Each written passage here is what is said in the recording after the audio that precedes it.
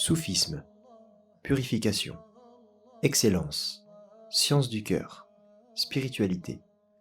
Autant de dénominations qui renvoient à une même réalité. Quelle est cette réalité?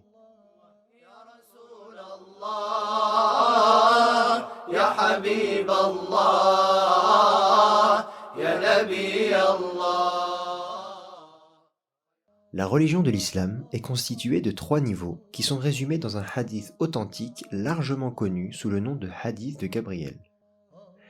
Dans ce hadith, il est rapporté qu'un homme est venu interroger le prophète, paix et salut sur lui, sur plusieurs sujets parmi lesquels l'islam, al-iman, la foi, et al-ihsan, l'excellence.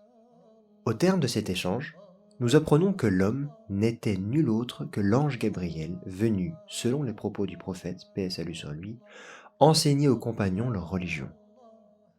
De ce fait, la religion de l'islam, conçue dans sa globalité, contient nécessairement ces 3 niveaux cités. À chacun de ces niveaux est associée une science qui l'encadre et la régit. Pour l'islam, il s'agit du droit musulman, appelé fiqh, qui précise le cadre juridique des actes cultuels et des transactions. Pour al-iman, la foi, il s'agit de la science de la aqida, credo, qui traite de la croyance en Dieu, ses prophètes, et plus généralement les choses invisibles. Tandis que pour al-ihsan, l'excellence, c'est la science appelée soufisme, qui l'encadre et en précise les règles et le contenu. Le soufisme est donc la science qui éduque l'individu, afin de, premièrement, purifier son âme. Allah le Très-Haut dit وَنَفْسٍ وَمَا سَوَّاهَا فَأَلْهَمَهَا فُجُورَهَا وَتَقْوَاهَا قَدْ أَفْلَحَ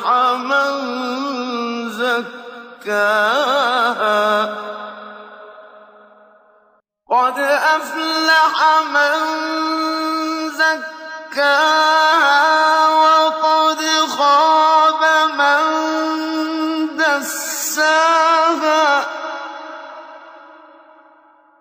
Deuxièmement, atteindre l'excellence.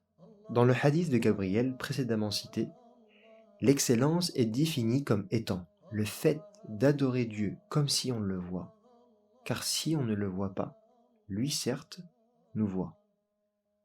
Et pour finir, atteindre la connaissance de Dieu, qui est la raison même de notre création. En effet, Dieu dit dans le Coran, « Je n'ai créé les humains et les djinns que pour m'adorer. » Et le sens donné à l'adoration dans ce verset est la connaissance de Dieu. Une des leçons du hadith de Gabriel est que la religion n'est pas complète sans l'existence de cette dimension intérieure qui permet d'atteindre ses objectifs, et ce, au même titre que la loi et la foi.